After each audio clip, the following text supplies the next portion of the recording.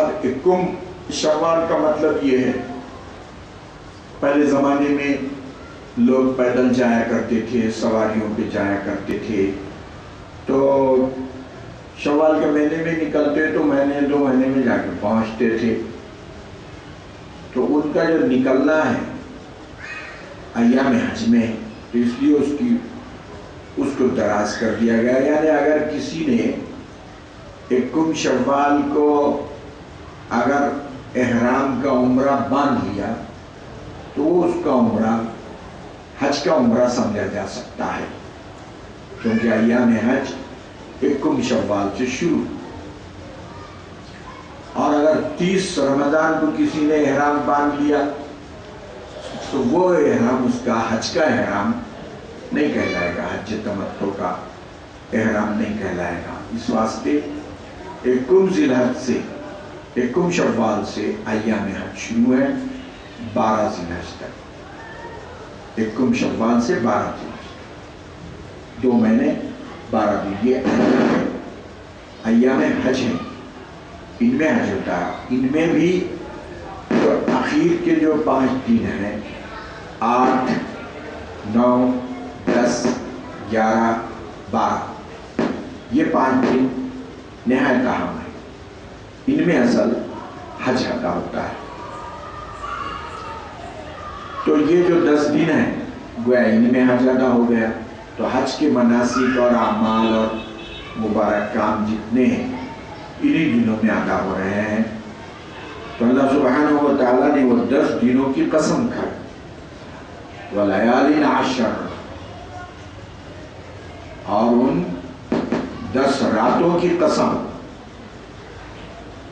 قسم کھانے کا مطلب کیا ہوتا ہے کہ جو بات کہی جا رہی ہے قسم کے بعد جو کہی، ہم کہتے ہیں کہ میں اللہ کی قسم کھا کر کہتا ہوں کہ فلاں فلاں کام میں نے نہیں کیا ہے یا کروں گا، تو وہ جو کام ہے اس کی اہمیت دلانے کے لیے ہم قسم کھاتے ہیں. لیکن اللہ سبحانہ و تعالیٰ تو خود حکم فرماتے تو بھی اہمیت ہو گئی، ان کو قسم کھانے کی کیا ضرورت ہے.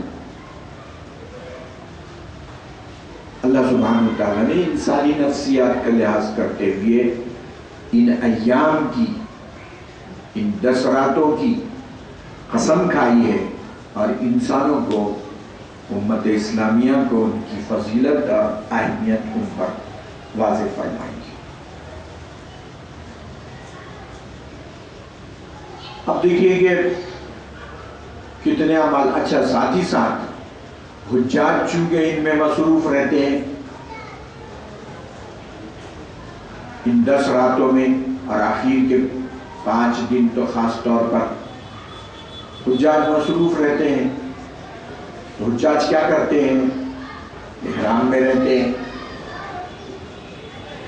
بال نہیں نکالتے، ناخنوں کو ہاتھ نہیں لگاتے،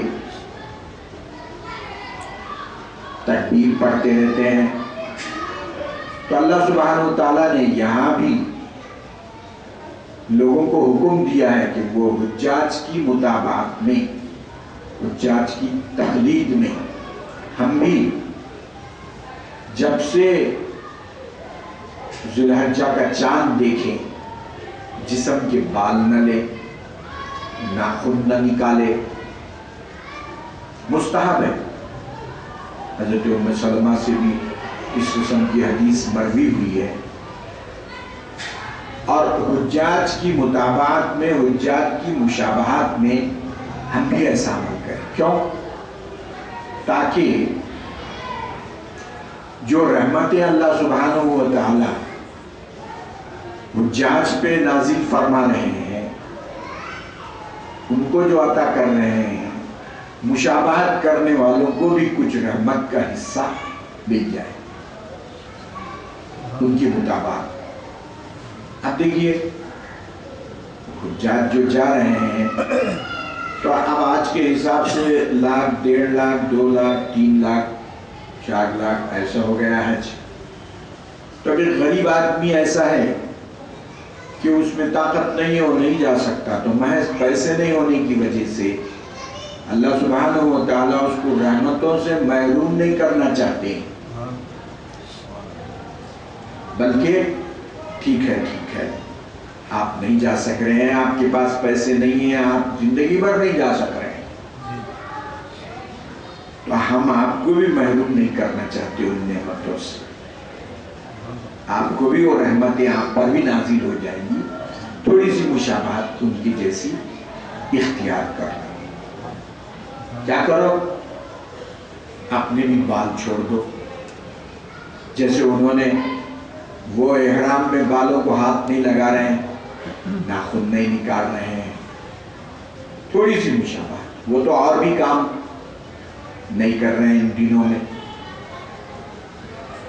8 پابندیاں ہوتی ہیں احرام والے پہ، خوشبو نہیں لگانا، بال نہیں نکالنا، سر کو نہیں چھپانا، جوتا بھی ایسا پہننا کہ پیر کی سامنے کی ہڈی نہ چھپے، شکار نہیں کرنا،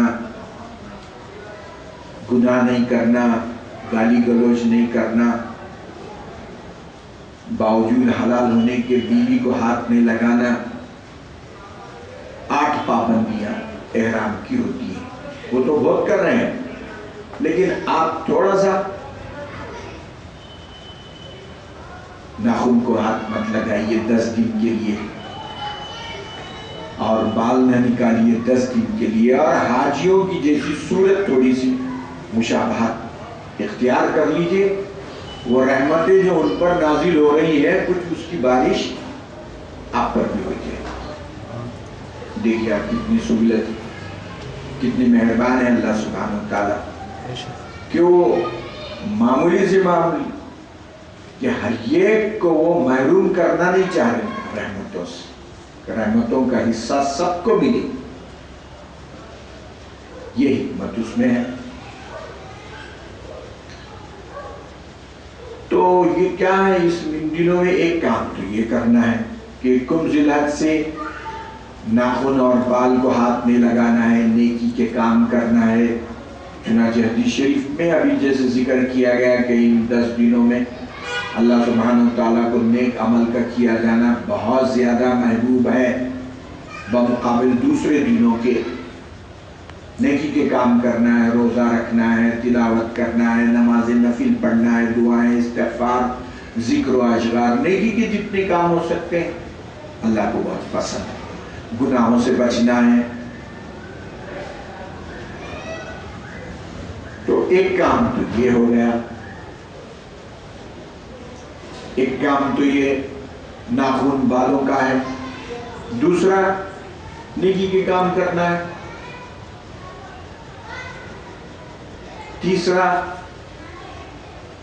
تیسرا ہے کہ جب 9 ذی الحج آ جائے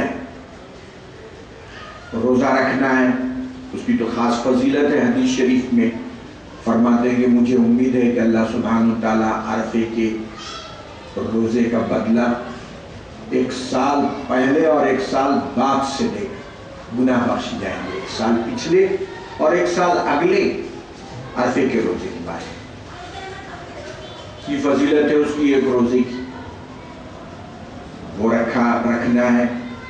پھر کیا کرنا ہے؟ اسی عرفے کے دن سے فجر کی نماز کے بعد سے اللہ اکبر لا الہ الا اللہ واللہ اکبر وللہ الحمد، زور سے متوسط آواز سے گونج جانا مسجد، متوسط آواز سے، ایسا چیخنا نہیں، چیخنا چلانا اسلام میں نہیں ہے۔ رسول پاک صلی اللہ علیہ وسلم کے جتنے خطبات ہیں چیخنے کو قرآن مجید نے ناپسند فرمایا ہے۔ اِنَّ أَنْكَرَ الْأَصْوَاتِ لَصَوْتُ الْحَمِيرِ، حضرت لقمان کی نصیحت کو اللہ سبحانہ وتعالیٰ نے قرآن مجید میں ہماری نصیحت کے لیے محفوظ رکھا ہے۔ انہوں نے اپنے بیٹے کو کہا کہ بیٹے گدھے کی آواز کی طرح چیخنا برا ہے، کوئی بھی بات نہیں، دین کی بات ہو، دنیا کی بات ہو، کوئی بھی بات ہو، چیخنا چاہیے.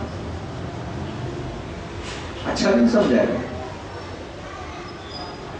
ایک غزوہ میں جب لوٹ رہے تھے تو صحابہ نے نعرہ تکبیر بلند فرمایا تو حضور نے کیا فرمایا؟ اربعوا علی انفسکم انتم لا تسمعون الاصم. اپنے آپ پر رحم کرو بھائی، تم کسی بہرے کو نہیں سنا رہے ہو، تم کسی بہرے کو نہیں سنا رہے ہو. اربعوا علی انفسکم، بہت ہی معقولیت ہے دین اسلام کو، بہت زبردست اعتدال، ہر چیز کا اس نے ماڈریٹ، نہ ادھر ہے نہ ادھر ہے. افراط و تفریط سے دین اسلام محفوظ ہے، اور یہی وہ چیز ہے اس کو قیامت تک باقی رکھے گی. قیامت تک یہی دین باقی رہنے والا ہے. تو یہ جو تکبیر ہے، اس تکبیر کو زور سے پڑھنا ہے، متوسط آواز، اللہ اکبر اللہ اکبر لا الہ الا اللہ واللہ اکبر اللہ اکبر وللہ الحمد. کوئی آفس میں ہے، کوئی عہدیدار ہے، کوئی منسٹر ہے، کوئی وزیر ہے، کوئی صدر ہے، کوئی کچھ ہے، کوئی کچھ ہے، کوئی دولت میں مست ہے، ان سب کو حکم دیا گیا اللہ اکبر.